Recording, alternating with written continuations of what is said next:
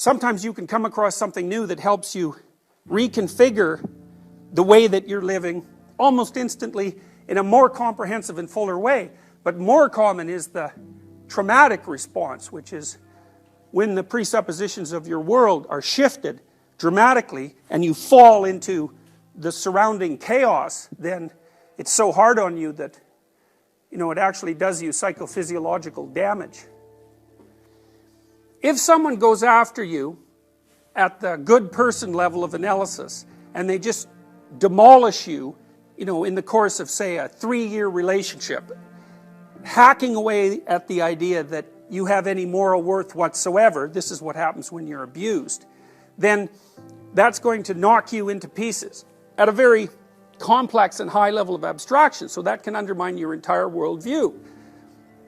If the person instead helps you retool the little behaviors and the little microstructures that make you up, and if you're willing to participate in that, and if you're open to corrective feedback from the world, then you can continually adjust yourself at a small level, and then that makes the things in the hierarchy a little higher, a little healthier, and then that makes the aggregation of those things a little higher in the hierarchy a little healthier and a little more complete. Then you can do this bit by bit retooling without ever having to suffer the demolition of huge chunks of your personality. So let's go back to the relationship where there's a betrayal. It's like virtually every time someone gets flipped upside down because of a betrayal in a relationship, after the betrayal happens, they say to themselves, there were all these signs I didn't pay attention to. So, and maybe the first sign is your partner starts to flirt a bit more when you go out on a social occasion. And not a lot more, just a bit more. And you decide, because maybe you're timid, that's okay. You're not going to do anything about it. But it's interesting that it happens. It grabs your attention. And it means something. But what you decide is, it's not worth paying attention to. And so maybe the next 8 times that you go out, the same thing happens, but it happens at a somewhat accelerated rate. And then maybe the person starts to go out without you. And so on. There's this progression towards the end state of betrayal. And every time you get a little hint, the world tells you that something's going on, you put it aside and you fail to take it into account. Well, you're foregoing your opportunity to adjust the relationship at micro stages, because maybe what you should have done the first time that happened is you should have gone home with your partner and said, what the hell's going on? Like, this is what was happening. Why are you doing that?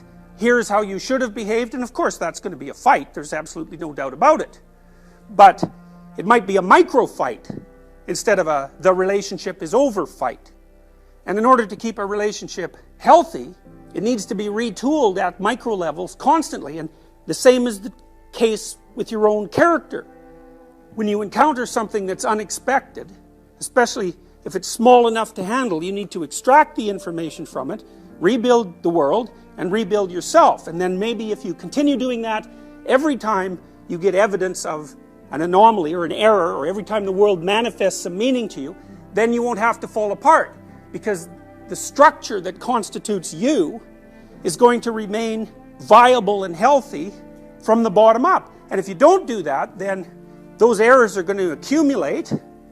And when they finally do manifest themselves as unavoidable, like when your partner says, I don't want to be with you anymore, or I've been with someone else for the last year, there's no ignoring that, then the whole thing comes crashing down.